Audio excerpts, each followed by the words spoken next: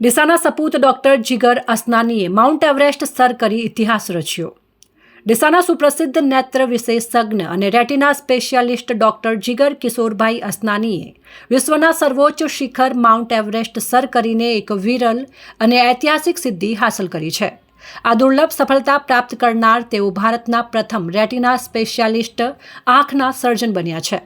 Doctor જીગર અસનાનીએ તેમની ટીમનું સફળ નેતૃત્વનું ગૌરવ સાથે માઉન્ટ એવરેસ્ટ સર કરવા ગયેલી ટીમના તેમને લીડર બનાવવામાં આવ્યા હતા। આ જવાબદારી તેમણે હિંમત અને આત્મવિશ્વાસ સાથે નિભાવી હતી। તેમના નેતૃત્વ રાહબરી અને માર્ગદર્શન હેઠળ તેમની ટીમે આ અપ્રિતમ અને જ્વલંત સફળતા મેળવી છે। ડોક્ટર જીગરની આ વિરલ અને અકલ્પનીય ઉપલબ્ધિ ડીસા, ગુજરાત અને સમગ્ર ભારત દેશ માટે અત્યંત પ્રેરણાદાયી અને ગૌરવશાળી ઘટના બની છે। તેમની આ સિદ્ધિ બદલ મુંબઈ નિવાસી વિશ્વવિખ્યાત રેટિના સ્પેશિયાલિસ્ટ ડોક્ટર નટરાજન સુંદરમે પોતાના સંદેશમાં ડોક્ટર જીગરને આ વિરલ ઐતિહાસિક સિદ્ધિ હાંસલ કરવા બદલ અભિનંદન પાઠવ્યા છે। તેમણે પોતાના પ્રિય ફેલોની આ સફળતા બદલ અત્યંત અવર્ણનીય ખુશી અને ગૌરવની લાગણી વ્યક્ત કરી છે।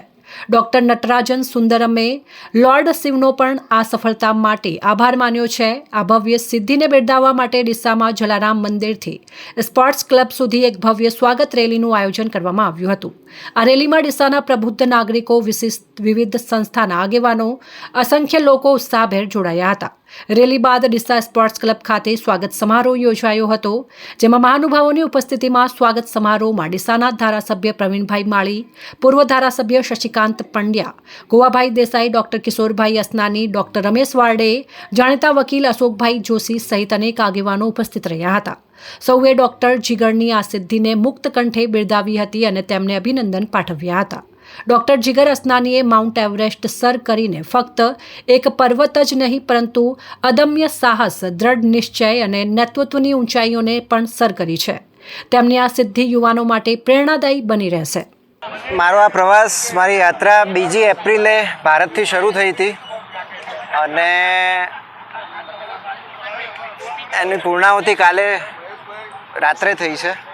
આજે સવારે હું અહીંયા ડીસા ખાતે આવી ગયો છું અને આની જે શરૂઆત છે એ કહીએ તો 3 વર્ષ અગાઉ મેં એવરેસ્ટ બેઝ કેમ્પ કર્યો હતો। ત્યારે મને મનમાં થયું કે ના, હું કરી શકું એમ છું અને પછી ધીરે ધીરે હું એની તૈયારીમાં લાગ્યો અને દર વર્ષે 2-3 માઉન્ટેનું જે વિશ્વ લેવલે પ્રખ્યાત છે એ ધીમે ધીમે સર કરતો ગયો અને લાસ્ટ યર મેં અલાસ્કાનું એટલે કે ઉત્તર અમેરિકાનું સૌથી ઊંચામાં ઊંચું શિખર સર કર્યું અને પછી મને લાગ્યું કે ના, હવે હું થોડો પ્રિપેર્ડ છું, તૈયાર છું।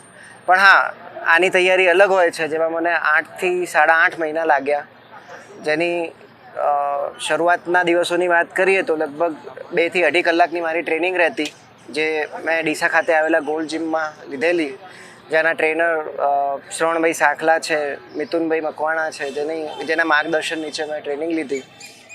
ધીમે ધીમે જે 2.5 કલાકની જે ટ્રેનિંગ હતી એ વધતી ગઈ દર મહિને અને છેલ્લા 3 મહિના હું 4.5 કલાકની ટ્રેનિંગ જીમમાં લેતો। સાથે ડાયટનું પણ એટલું ધ્યાન રાખવું પડતું, સાથે પોઝિટિવ મોટિવેશન એટલે કે નેગેટિવ વિચારો ના આવે એની માટે સારી સારી પુસ્તકોનું વાંચન કરવું અને ધીરે ધીરે છેલ્લા 1.5-2 મહિના હું એકાંતમાં જ રહેવાનું મેં ચાલુ કર્યું। જોવા જઈએ તો 4 થી 5 મહિના, પણ છેલ્લા 1.5-2 મહિના તો બિલકુલ હું એકાંતમાં જ જતો રહ્યો હતો, જેથી હું બીમાર ના થઈ શકું અને મને ખ્યાલ હતો કે ત્યાં મારે એકલા જ રહેવાનું છે। એટલે એકલા જોડે કેટલા સાથીઓ હતા તમારા? અમારું જે ગ્રુપ હતું એમાં ટોટલ 13 મેમ્બર હતા। એમાં હું ઇન્ડિયન હતો, બાકી 4 જણા અમેરિકાના હતા, 2 જણા ઓસ્ટ્રેલિયાના, 1 વિયેતનામ, 2 સ્વિટ્ઝરલેન્ડ અને છેલ્લે અમે 7 જ જણા જેને સફળતા મળી। 6 જણા મધ વચ્ચે એટલે કે ધીમે ધીમે કરી અને એ લોકો છટકતા ગયા અને એ લોકો ધીમે ધીમે એ લોકો આ સર ના કરી શક્યા, એ લોકો ફેલ થયા। આજે તમે એવરેસ્ટ સર કર્યું છે, પરત આવ્યા છો, શું કહેશો? કેવું માહોલ છે? ઉત્સાહ અહીંયા આવીને બહુ વધી ગયો છે। ત્યાં હતો એટલે એકલો હતો એટલે બહુ ખ્યાલ નહોતો આવતો કે મેં શું એચીવ કર્યું છે, પણ અહીંયા આવ્યા પછી બધાનો સહકાર, પ્રેમ અને એ જોઈ અને મને લાગ્યું કે ના, ખરેખર મેં બહુ ગૌરવપૂર્ણ કામ કર્યું છે ડીસા માટે, ગુજરાત માટે, ભારત માટે।